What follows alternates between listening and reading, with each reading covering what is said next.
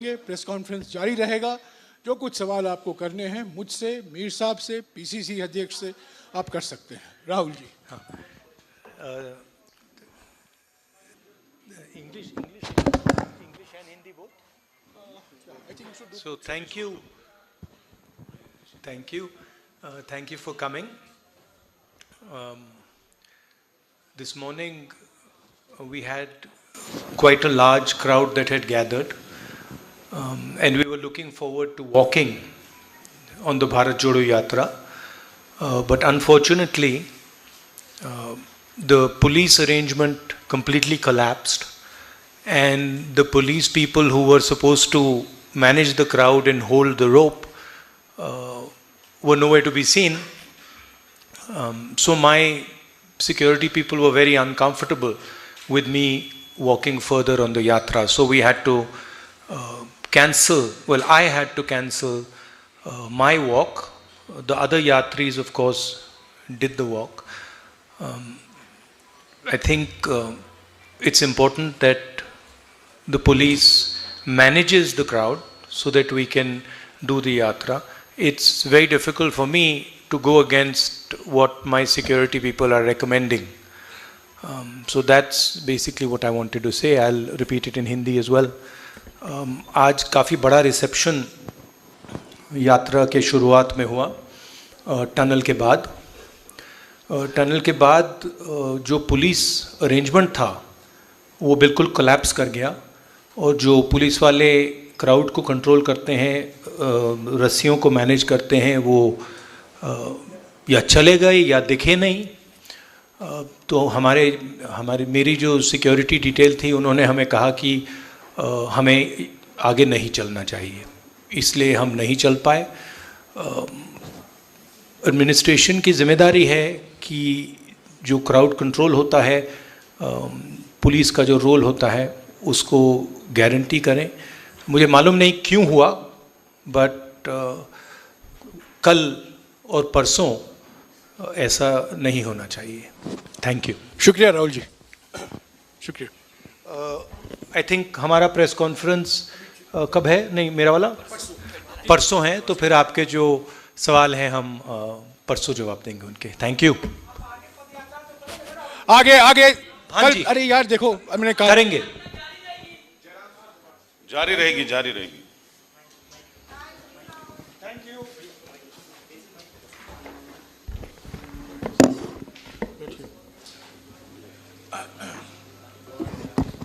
साथियों, जैसा कि अभी राहुल जी बोल कर गए हैं, आज उनको करीब 16 किलोमीटर चलना था, बनिहाल से यहाँ अनंतनाग तक, पर मुश्किल से वो 4 किलोमीटर चल पाए।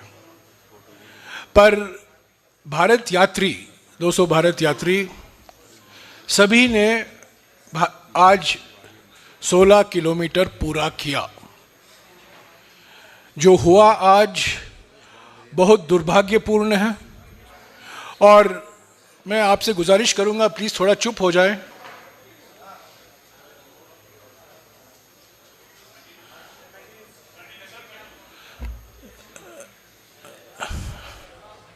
I cannot continue if there are multiple conversations. सुन लीजिए भैया। आप लोग एक बार सुन लें प्लीज, शांत हो जाएं। सभी भारत यात्रियों ने पूरा 16 किलोमीटर पूरा किया। आज जो हुआ बहुत दुर्भाग्यपूर्ण था। अभी राहुल जी की सिक्योरिटी टीम और प्रशासन के बीच में बातचीत चल रही है, ताकि कल ये दोहराया नहीं जाएगा, और परसों भी जो यात्रा है उसमें भी ये परेशानी हमें इसकी सामना करना नहीं पड़ेगी। हम आज, कल और परसों कश्मीर में हैं।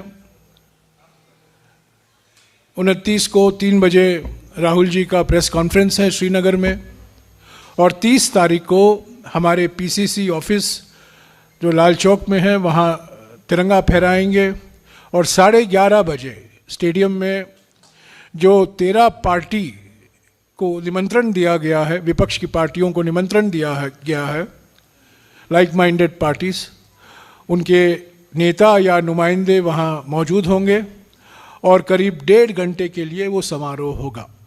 ये अंतिम समारोह होगा इस भारत जोड़ो यात्रा का। इसके साथ साथ कल 26 जनवरी को कांग्रेस पार्टी संगठन की ओर से हाथ से हाथ जोड़ो अभियान की शुरुआत हुई है सभी राज्यों में, और इस अभियान के माध्यम से राहुल जी का संदेशा, एक पन्ने का संदेशा भारत जोड़ो यात्रा के बारे में और 1 पेज का चार्जशीट मोदी सरकार के विफलताओं के खिलाफ, वो हमारे कार्यकर्ता घर घर जाएंगे और घर घर पहुंचाएंगे।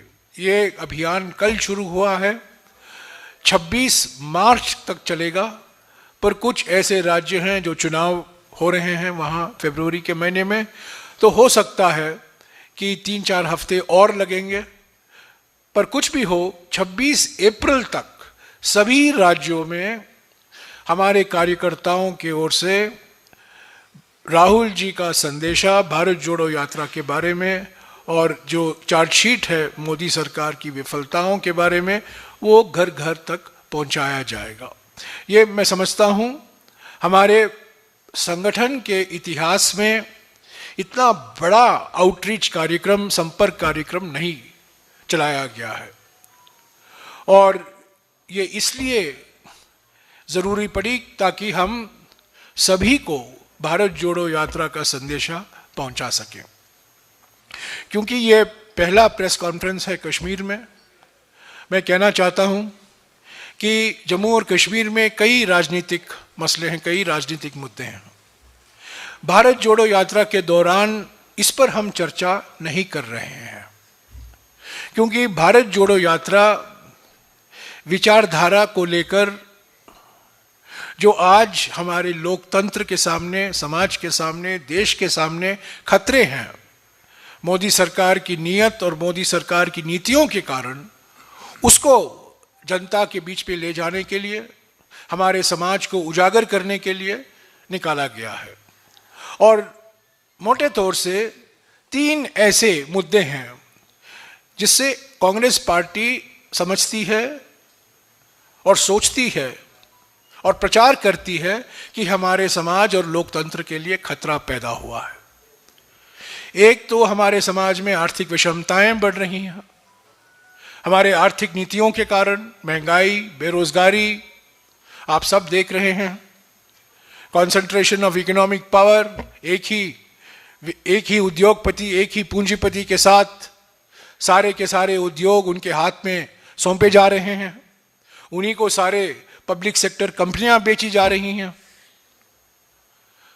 तो एक तो आर्थिक विषमताओं के कारण हमारा लोकतंत्र खतरे में है। दूसरी बात, आरएसएस और बीजेपी की विचारधारा हमेशा विभाजनकारी विचारधारा रही है। सामाजिक ध्रुवीकरण उनकी रणनीति है चुनावी फायदे के लिए, और ये सामाजिक ध्रुवीकरण धर्म के नाम पर, जाति के नाम पर, भाषा के नाम पर, प्रांत के नाम पर हमेशा किया जाता है।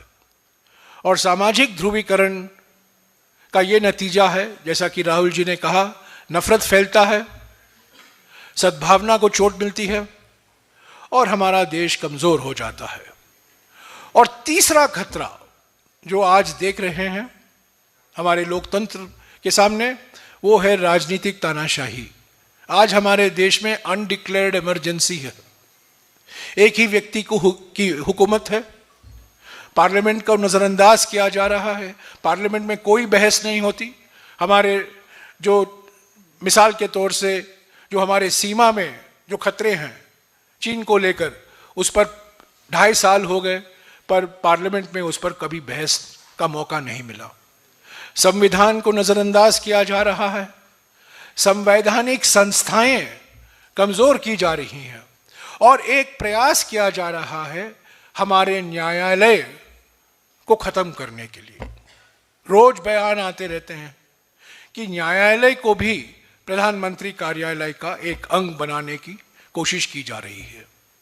तो ये जो सवाल करते हैं कांग्रेस पार्टी से, आप भारत जोड़ो यात्रा पर क्यों निकले हो, क्योंकि भारत को कोई तोड़ नहीं रहा है। हम कह रहे हैं भारत टूट रहा है, खतरे हैं, और अगर हम कार्रवाई अब नहीं करेंगे तो हमारे लिए और भी खतरा पैदा हो जाएगा। इसीलिए आर्थिक विषमताओं के खिलाफ, सामाजिक ध्रुवीकरण के खिलाफ और राजनीतिक तानाशाही के खिलाफ हम आवाज उठा रहे हैं, जनता को उजागर कर रहे हैं और आरएसएस बीजेपी की विचारधारा को सीधे विचारधारा के मैदान में हम उसका मुकाबला कर रहे हैं। चुनावी रणनीति से भारत जोड़ो यात्रा का ज्यादा कोई लेना देना नहीं है। इसका चुनाव पर क्या असर होगा जम्मू और कश्मीर में या अलग राज्यों में, 2024 में क्या असर होगा, ये सब सवाल बाद में सोचा जाएगा, उसका जवाब मिलेगा। पर भारत जोड़ो यात्रा के दौरान हमने इन मुद्दों पर सोचा ही नहीं है, क्योंकि जैसा कि मैंने कहा, राहुल जी बार बार कहते हैं, कांग्रेस पार्टी बार बार कहती रही है कि हमारे समाज और हमारे देश और हमारे लोकतंत्र के सामने दो रास्ते दिखाई दे रहे हैं। एक रास्ता है आरएसएस बीजेपी का, और उस रास्ते में एक व्यक्ति एक तंत्र का तोप चला रहे हैं, और दूसरा रास्ता है सद्भावना का रास्ता, कांग्रेस का रास्ता, महात्मा गांधी का रास्ता, राहुल गांधी का रास्ता, जहां लोकतंत्र की शहनाई बजाई रही है। तो एक तरफ लोकतंत्र की शहनाई बज रही है और दूसरे तरफ एक तंत्र का तोप चलाया जा रहा है। यही हमारे देश के सामने दो रास्ते दिखाई दे रहे हैं। तो भारत जोड़ो यात्रा की पृष्ठभूमि यह है। आपके मन में कई सवाल होंगे, आर्टिकल 370 का क्या होगा, क्या गुपकार अलायंस का क्या होगा, ये सब राजनीतिक मुद्दे के लिए अलग मौके मिलेंगे।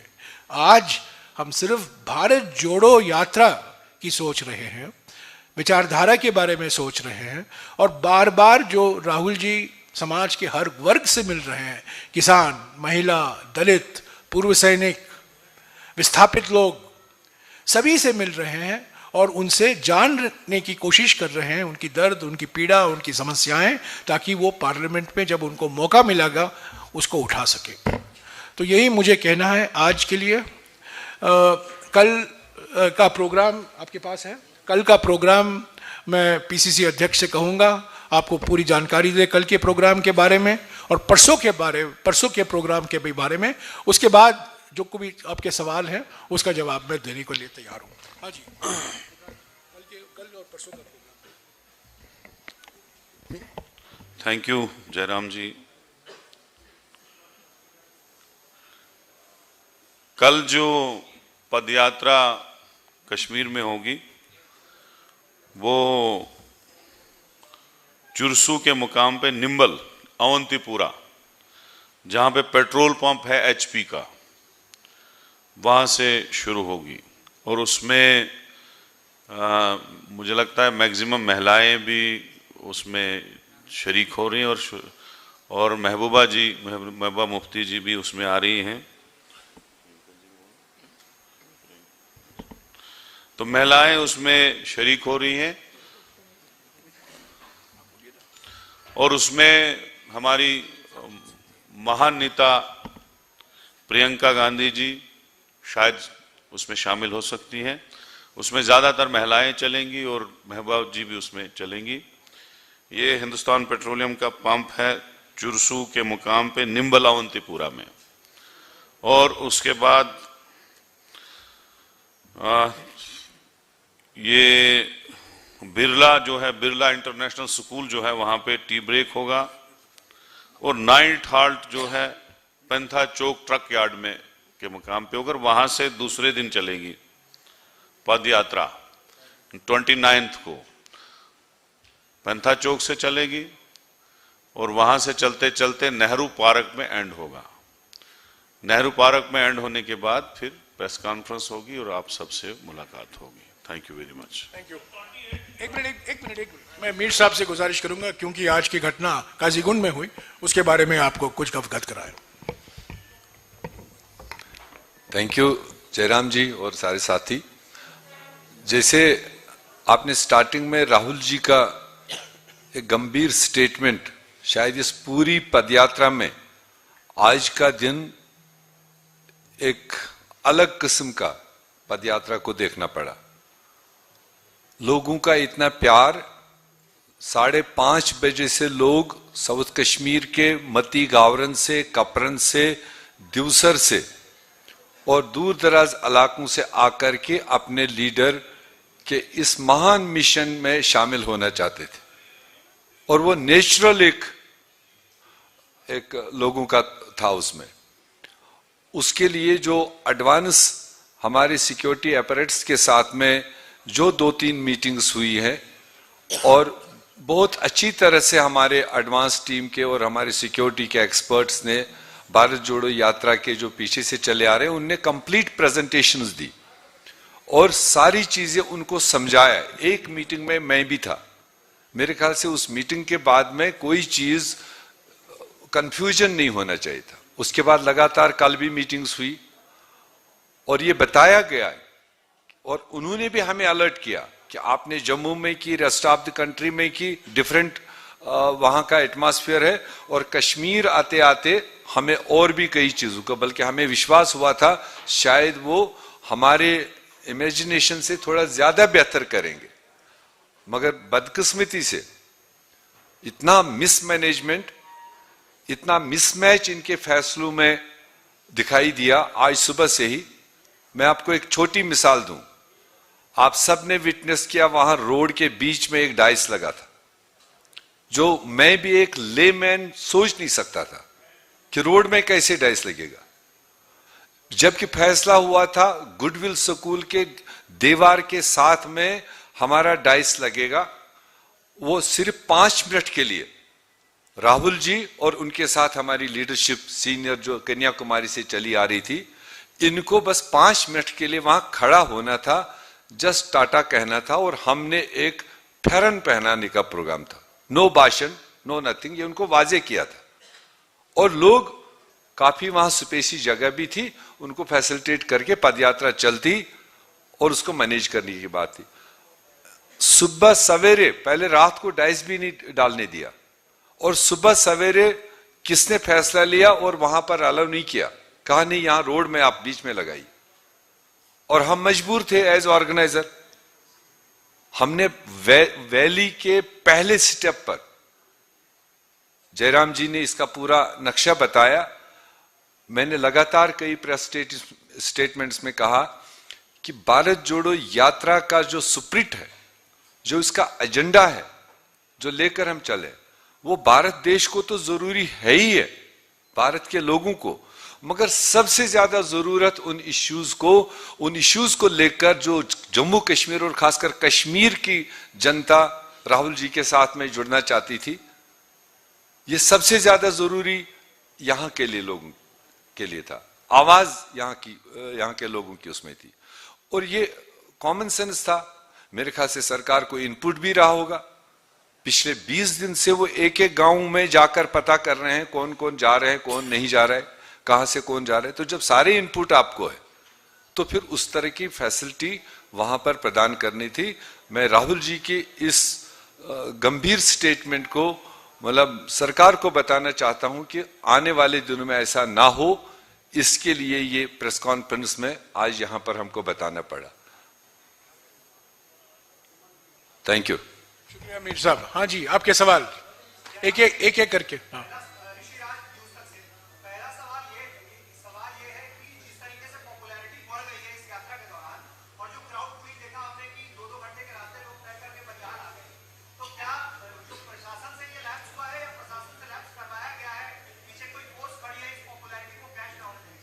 मैं मीर साहब से गुजारिश करूंगा। देखो, जो आपने सवाल बताया, एडमिनिस्ट्रेशन में बैठे हुए लोग आज के दिन में यूटी में मेरे ख्याल से अब पूरे देश ने देखा कल तक हम चला रहे थे, हमारे जैसे और बहुत सारे लोग चला रहे थे, समझ नहीं आता था। आज इतने बड़े नेशनल इंटरनेशनल इवेंट को सबटाज करने की कोशिश है, तो ये एक अधिकारी नहीं कर सकता है। इस अधिकारी को जो कंट्रोल करने वाली अथॉरिटी है, ये कहीं बड़ी लेवल पर, ऊंची लेवल पर एक सोच समझ के ऐसा वातावरण बना गया और ऐसी डायरेक्शन हो सकती है जो नीचे वालों को इंप्लीमेंट करना पड़ा। अदरवाइज उसमें जाती तौर में बहुत ऑफिसर उसको जानता हूं जिन्होंने पिछले 15 दिन से कंटिन्यू ये कहा कि वी विल फैसिलिटेट जो भी जरूरत होगा, मगर कल शाम से लेकर सुबह तक ये सारी चीजें जो चेंज हुई और जो आज वहां मौके पर आपने देखा, तो ये तो कंप्लीटली डिजास्टर्स था। पूरे देश से 200 भारत यात्री 5.5 महीने से चल के आ रहे, और उनके साथ चलने वाले राहुल गांधी जी, और उनके बैकग्राउंड को ऑलरेडी हम कई सारे नुकसानात उठा चुके हैं। इंदिरा जी का हमने नुकसान उठाया, राजीव जी का हमने नुकसान उठाया, तो हम लोग भी हैंड्स अप कर गए। यात्रा तो चलती रही, मगर पहले हमें अपना लीडर बचाना है। आई वॉज सरप्राइज, मैं ऑर्गेनाइजर था, मैं जिद भी कर सकता था, नहीं राहुल जी आइए हम आपके साथ में, मगर सिक्योरिटी रिस्क कोई नहीं ले सकता था, जान सबसे प्यारी है। तो इसलिए जो चीज आज वहां हुआ, जो तरीका हुआ, हम इसको हाईली कंडेम करेंगे और अपील करेंगे आने वाले 4 दिन कश्मीर के अंदर उनको सुधारने की जरूरत है एडमिनिस्ट्रेशन को। ये हमारी अपील होगी। मैं एक चीज और कहूंगा इसके बारे में, जो राहुल जी ने भी इसका जिक्र किया। अंतिम क्षण तक राहुल जी चलना चाहते थे, अंतिम क्षण तक, पर उनको एक निर्णय लेना चाहिए था। जो निर्णय उन्होंने लिया उनके सुरक्षा सलाहकारों के आधार पर ही लिया, जो उन्होंने कहा गया, सलाह दी गई, उसी के आधार पर उन्होंने निर्णय लिया।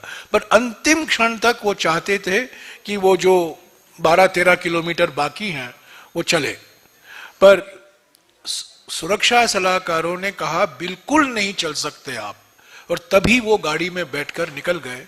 हालांकि जो भारत यात्री हैं वो चलकर आए। एक एक करके अगर एक एक करके पूछे तो अच्छा होगा, एक सबको मौका मिलेगा। मुद्दस्सिर पर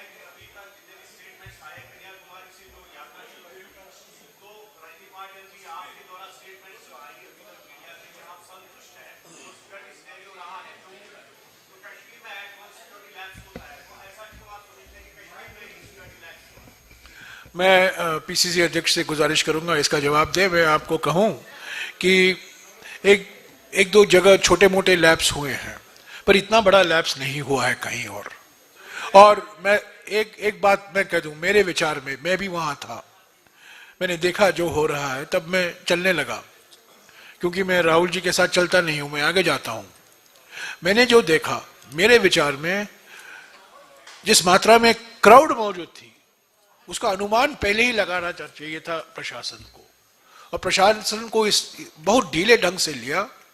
जो सुरक्षा बल होने चाहिए थे जिस मात्रा में, वो नहीं थे, और इसीलिए राहुल जी को गाड़ी में आना पड़ा। ये प्रशासन से चूक है, ये प्रशासन की चूक है, इसमें कोई दो राय नहीं हो सकती। आप असल में आपने देखा होगा राजस्थान, पंजाब, इवन जम्मू में भी जो रस्सी होती है, जो डी होता है, उसमें एक पुलिस वाला कंटिन्यूअसली उस रस्सी को पकड़ के हुआ होता है। तो अगर आप जम्मू कश्मीर में देखेंगे, सबसे sensitive area, militancy hit area जो है वो साउथ कश्मीर है, यहां ज्यादा होने चाहे थे। और जब लोग अंदर आ गए, भीड़ में आ गए, राहुल जी पे भी पुश हुआ, धक्के लगे, मुझे भी लगे, सबको लगे, मीर साहब को लगे, सबको। जब हालात ज्यादा खराब हो गई तो हम रुक गए, और उसके बाद हमने देखा कि वजह क्या हुई। जब हमने वजह देखी तो वहां रस्सी लेके पुलिस ही नहीं थी कहीं। तो उसके बाद हम 1 घंटा लगभग रुके कि कहीं से फोर्स आ जाए, ये रस्सी पकड़े। और रस्सी इसलिए पकड़े कि जो मॉब है, इतना ज्यादा क्राउड आया था, वो अंदर रस्सी के अंदर डी में ना जाए। तो डी में वीआईपी चले, उमर साहब भी थे, राहुल जी भी थे और बाकी सारे लोग थे उसमें डी में जो चलने वाले होते हैं। लेकिन बदकिस्मती से 1 घंटा 1.25 घंटा इंतजार करने के बाद भी पुलिस की टीम आई ही नहीं। पूरे इंडिया में पुलिस की टीम रस्सी लेके चली, यहां बहुत कम थे, लेकिन बहुत कम थे। तो इसलिए यात्रा को फिर सस्पेंड करना पड़ा सिक्योरिटी के कारण और यहां आना पड़ा। तो वही राहुल जी ने यहां पे कहा कि पुलिस एडमिनिस्ट्रेशन से उनकी गुजारिश है कि जो आगे की यात्रा है उसको सुधारे ताकि यात्रा अंतिम लक्ष्य तक पहुंच जाए। Thank you sir. मेरे 2 सवाल हैं। एक तो एमएचए की तरफ से ये आया है कि जी एमएचए की तरफ से ये आया है कि सीआरपीएफ और स्टेट पुलिस ने उचित सुरक्षा मुहैया कराई थी, कोई कोताही उसमें सुरक्षा में नहीं हुई है। ये एमएचए की तरफ से आया है। और ये सवाल का जवाब नहीं, मैं ये बॉल बाय बॉल कमेंट्री नहीं दूंगा। अभी अभी हमारे जो सुरक्षा सलाहकार है, हमारे जो महामंत्री संगठन है, वो प्रशासन के साथ बातचीत हो रही है इसी मुद्दे पर। मैं किसी ने कहां से बयान दिया मैं उसके ऊपर अपनी टिप्पणियां करते रहूंगा। तो ये बॉल बाय बॉल कमेंट्री का मामला बड़ा गंभीर मसला है ये। सर दूसरा, प्रधानमंत्री नरेंद्र मोदी, मैंने दूसरा सवाल खत्म। दूसरा सवाल सर, प्रधानमंत्री नरेंद्र मोदी ने परीक्षा पे चर्चा पे कहा है कि क्रिटिसिज्म का स्वागत है, पर कई लोग बेवजह सिर्फ क्रिटिसाइज और आलोचना करते हैं, उनको नजरअंदाज किया जाना चाहिए। विपक्ष पे यात्रा पर है पे निशाना।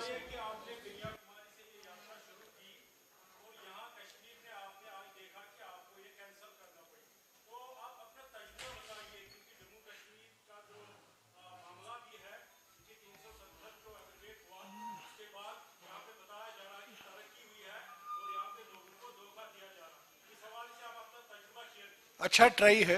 मैंने पहले ही कहा था ये मौका नहीं है आर्टिकल 370 और जो राजनीतिक मुद्दे हैं उस पर मैं कुछ कहूंगा नहीं। आपने अच्छा प्रयास किया, आपको मैं धन्यवाद देता हूं।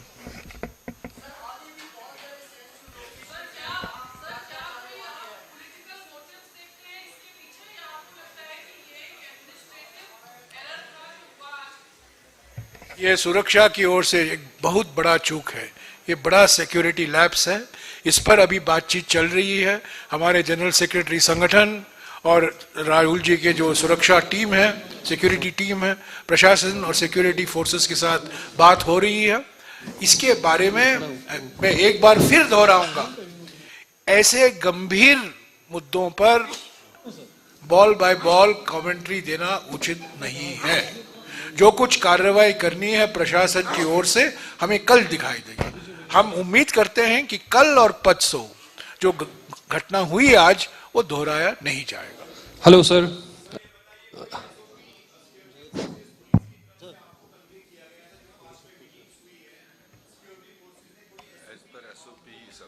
अमीर साहब बताइए। जो मैंने पहले ही बताया कि जो एसओपीज जारी किए गए थे उनको 100% फॉलो किया गया। एक चीज है, पब्लिक का मतलब वहां पर तादाद क्या होगा ये कोई नहीं कह सकता था। मेरी कैपेसिटी 1000-2000 लोग की थी, मैनेजमेंट भी 1000-2000 की हो सकती थी, मगर जब वहां 10-15-20 हजार लोग हुए तो ये बियॉन्ड आवर एक्सपेक्टेशन। तो ऐसा एनालिसिस, ऐसा असेसमेंट सरकार को लेकर चलना चाहिए था। हेलो सर, हमने 135 दिनों में या 136 दिनों में एसओपी का कहीं भी उल्लंघन नहीं हुआ है, कहीं भी नहीं। दिल्ली में एक बड़ी सिक्योरिटी लैप्स हुई थी जब हम दिल्ली आए थे 24 दिसंबर को। पंजाब ऐसे संवेदन राज्य में एक भी सिक्योरिटी लैप्स हमें देखने को नहीं मिला।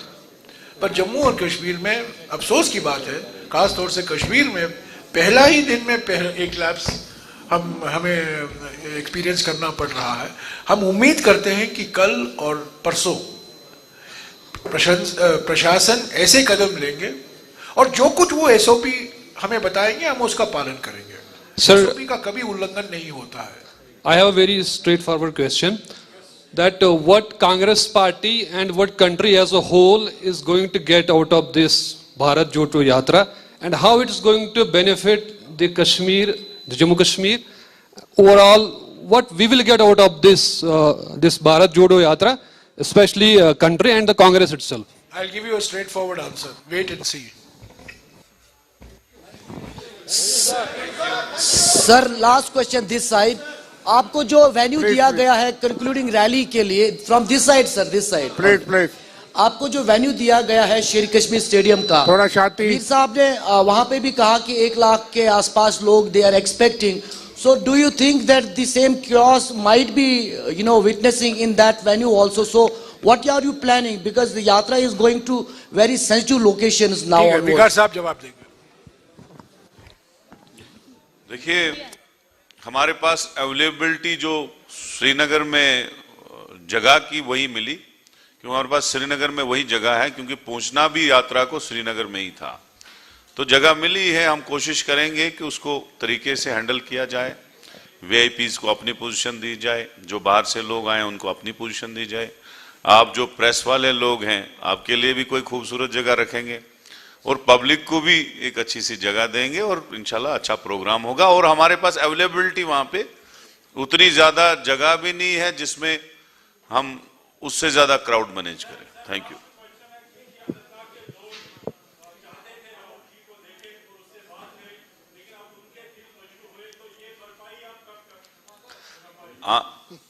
अब मीर साहब इसका जवाब देते हैं। अनंतनाग के लोग बहुत प्यार करते हैं कांग्रेस पार्टी को, और पहले से ही इंदिरा जी, राजीव जी के वक्त से, और राहुल जी को उससे ज्यादा करते हैं।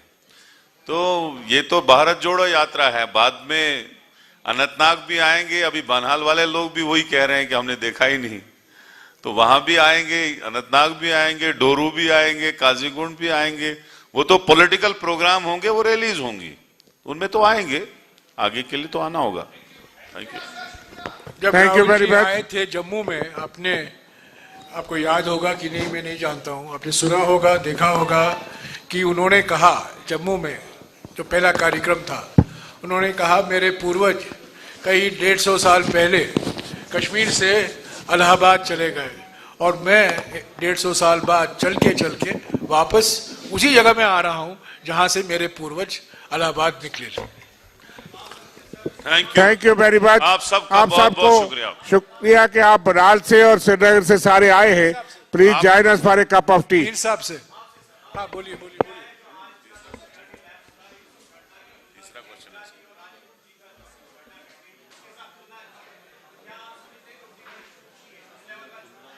मीर साहब जवाब देंगे। मैंने कहा ऑलरेडी हमारा कांग्रेस परिवार कुछ नुकसान उठा चुके हैं। इंदिरा जी को हम खो चुके हैं, राजीव जी को हम खो चुके हैं। तो हमारी कोशिश है कि खुदा न खास्ता कोई और नुकसान न हो। तो इसलिए जो ये भारत जोड़ो यात्रा लेकर राहुल जी आ रहे हैं, पूरा देश दुनिया देख रहा है, और इसकी रिक्वायरमेंट क्या थी वो किसी वजह से सरकार उसको फुलफिल नहीं कर पाई। अभी भी जयराम जी अपील कर रहे हैं, आज जो हुआ उसको छानबीन हो रहा है, मगर आने वाले 3 दिन कश्मीर के अंदर हैं, उसको महफूज बनाए, लोगों को महफूज बनाए, यात्रियों को महफूज बनाए, ये हमारी अपील। चाय और आप सबसे इंतजार कर रहे हैं, प्लीज कल देखेंगे। Join us for T.